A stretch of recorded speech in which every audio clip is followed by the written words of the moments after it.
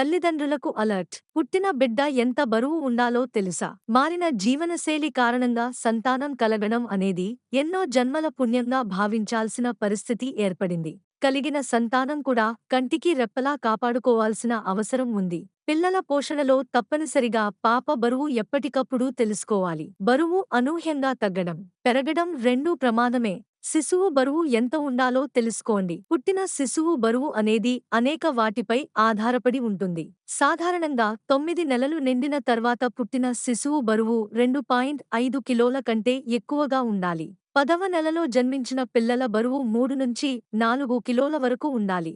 7 లేదా 8వ నెలలో పుట్టిన పిల్లల బరువు సాధారణంగా వీరి బరువు తక్కువగా ఉంటుంది.